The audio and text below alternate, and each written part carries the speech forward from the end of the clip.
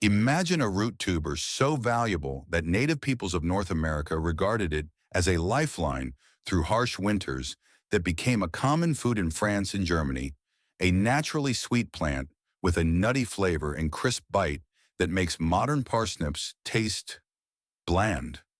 It helped to prevent starvation for millions during World War II. And yet if you walk into a supermarket today, you will not find it. There is not even an empty space on the shelf where it once existed. This is not a story about a crop that failed because it was weak or tasted bad. On the contrary, it was forgotten precisely because it was too resilient, too wild, and too difficult to control for a modern food system that demands absolute uniformity. We traded away a super plant-rich and prebiotic inulin, supporting gut health, promoting clearer skin, and reducing acne from within, simply to get a convenient potato that is easy to harvest by machines and fits neatly into plastic bags. This is the story of sunchoke or Jerusalem artichoke, the wild potato buried by industrial choice, and why it is still worth digging up again. Welcome to Forgotten Flora Vault. Here we do not chase short-lived dietary trends.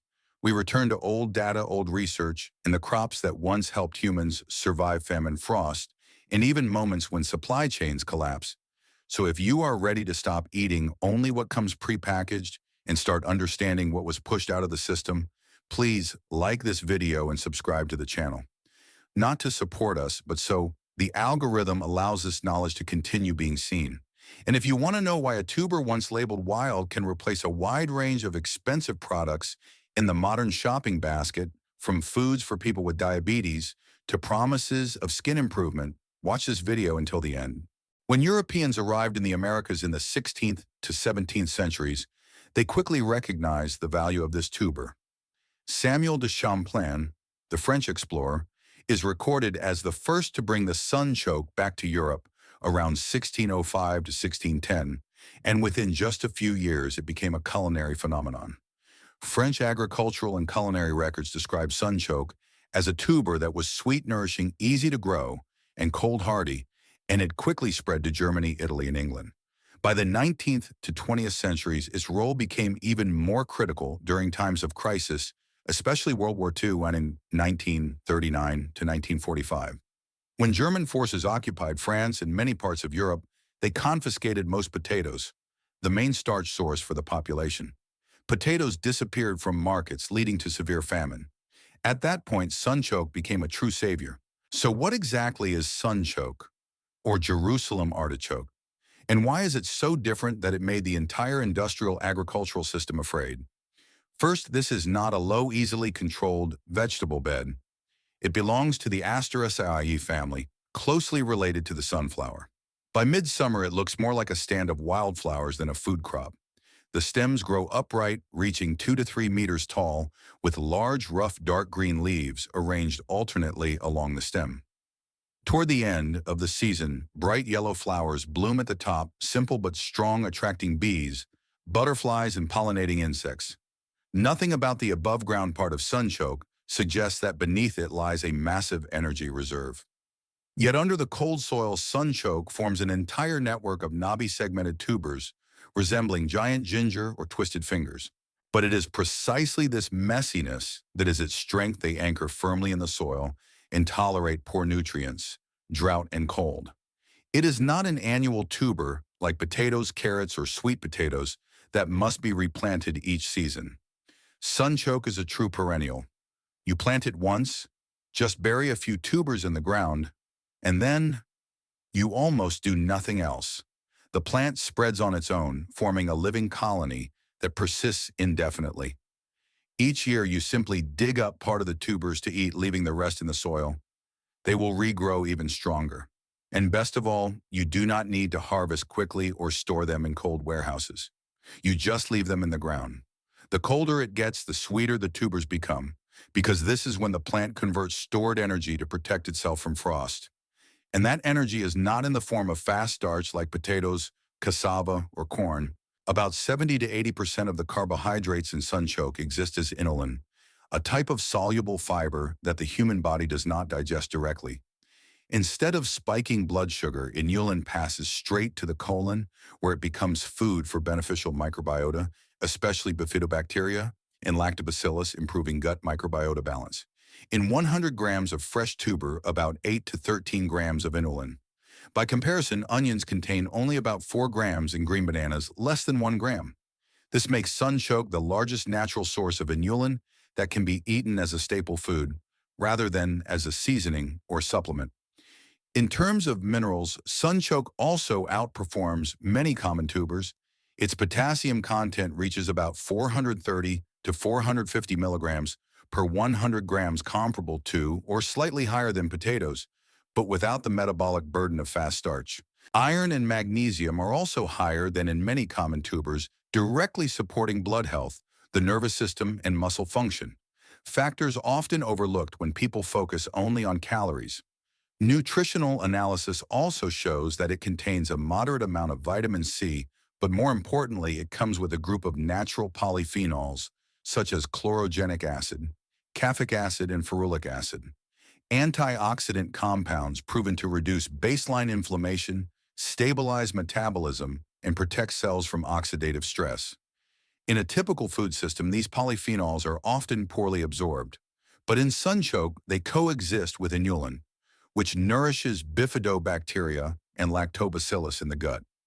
These microbiota convert polyphenols into more bioactive forms, indirectly affecting immunity, skin health, and tissue regeneration. In other words, sunchoke does not beautify in an immediate or forced way like supplements, but quietly rebuilds biological foundations from within. And then there is a point few people talk about: yield. On poor, cold, wet land, where many other crops give up, sunchoke can still reach 20 to 40 tons per hectare without special care. In fact, the more you dig, the more it grows back. An endless loop of clean food. In summary, sunchoke is not just a tuber, it is a living ecosystem food, one of the strongest soil-derived prebiotics, an indirect collagen-producing machine for the skin, and the most lazy crop you will ever know.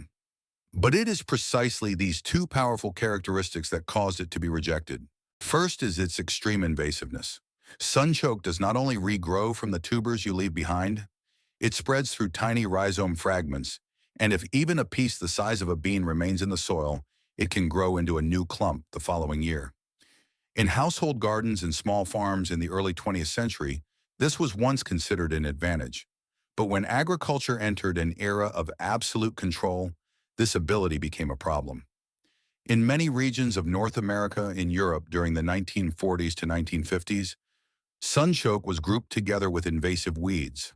Farmers in some areas were advised or even fined if they did not eradicate it completely because it damaged fields and other crops. People called it the plant that takes over your garden. The problem grew larger when mechanization entered farmland. Sunchoke tubers are knobby, segmented, covered in soil, and irregular in size. They cannot be harvested, washed, sorted, and packaged by high-speed machines. They require human hands breaking apart each cluster, washing each crevice, trimming excess parts. Meanwhile, potatoes, its biggest rival, are round, clean, and uniform enough to be lined up neatly in plastic bags and transported thousands of kilometers without spoilage. But there was another reason many people deeply resented it after World War II, the gas bomb. High inulin is a major benefit for the gut, but if you eat a lot the first time without adaptation, gut bacteria will produce methane hydrogen, CO2, leading to severe flatulence, bloating, and even mild diarrhea. In everyday language, it was mockingly labeled fartichoke. Sunchoke became associated with memories of poverty, deprivation, and discomfort, eaten only to survive. People wanted to forget those years. They chose foods that felt more comfortable. Potatoes won not because they nourished humans better, but because they fit a society of abundance. They are easy to digest, easy to process, easy to fry into crisp textures, easy to turn into comfort food. They fit industrial lines, packaging, and advertising. Sunchoke does not. It does not fry into an appealing crisp, does not create quick satiety, and does not easily become an industrial food product. What we are facing today, climate change, making winters harsher, droughts and floods more unpredictable. Soil degradation, thinning topsoil, and increasingly expensive chemical fertilizers. Type 2 diabetes exploding globally, with people searching for low GI foods and natural prebiotics instead of refined starches. Fragile supply chains, surging vegetable prices, in reality not very different from the historical periods when sunchoke once played a key role. When systems are under stress, humans always return to crops that tolerate hardship better than we do. For the modern gardener, sunchoke is almost the ultimate lazy crop. You only need to buy a few seed tubers, easy to find online, or at farmers markets. Bury them 10 to 15 centimeters into the soil water a few times at the beginning, and then forget about them. No need to reseed every year. No need for elaborate protection. It tolerates cold well, surviving down to minus 20 degrees Celsius poor soil, and still delivers stable yields. Even when your soil is no longer fertile, cut down to the ground, or stripped bare by animals, sunchoke still grows back using its own stored energy. Tall stems of 2 to 3 meters create a natural windbreak, dense foliage shades. The ground suppresses weeds, and deep roots help improve soil structure. It fills hard-to-use spaces in the garden. Under fruit tree canopies along garden edges, slopes cold ground, places where short-season vegetables fail, and it still produces massive yields. You do not need to harvest all at once. Sunchoke is designed to stay in the soil. You can leave the tubers through winter and dig them up gradually as needed without worrying about power outages or rodents.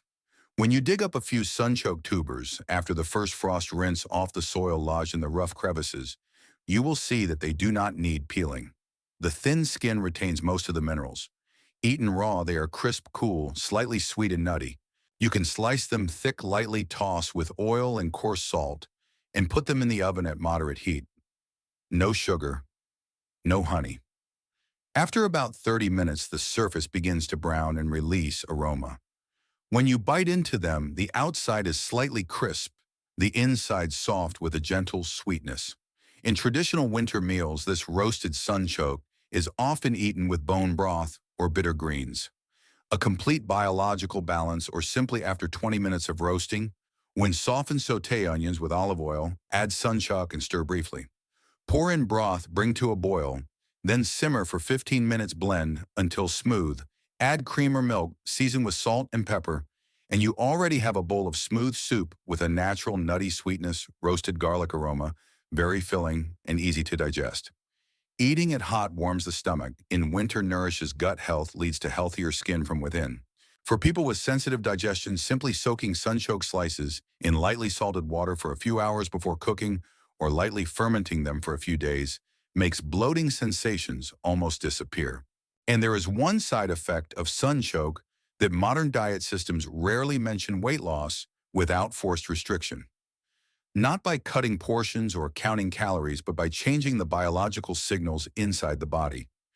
Inulin in sunchoke not only nourishes the microbiome and helps reduce fat storage in the liver and adipose tissue, but also activates two key hormones involved in weight control, GLP-1 and PYY, satiety signals sent from the gut to the brain.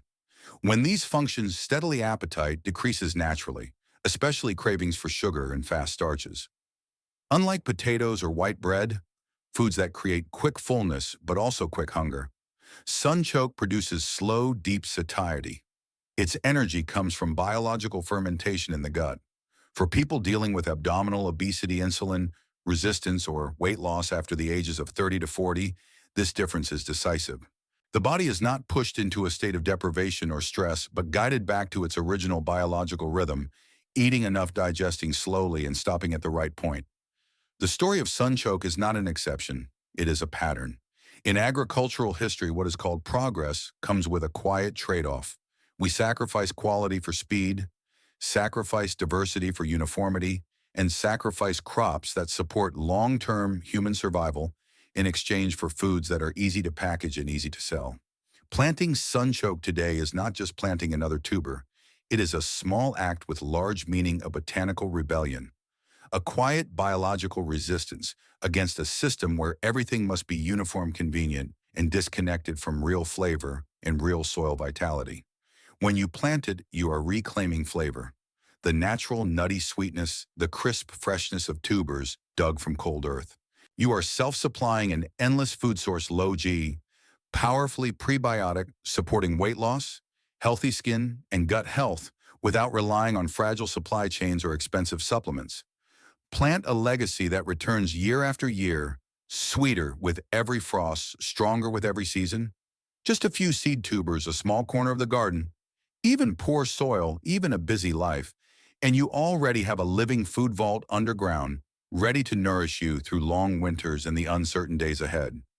If you are As you ready can to see get your there, hands the dirty to big taste ones are the something ones that we're actually going to history use once to cook valued with. more than But these gold, to reconnect with the hidden power of nature, then like this video and subscribe to the Forgotten Flora Vault channel now. We will continue to dig up other forgotten harvests. Plants intentionally left behind by the system, but still waiting for you to discover and grow again. Thank you for staying here until the final minute. See you in the garden, where real food truly begins. See you in the garden.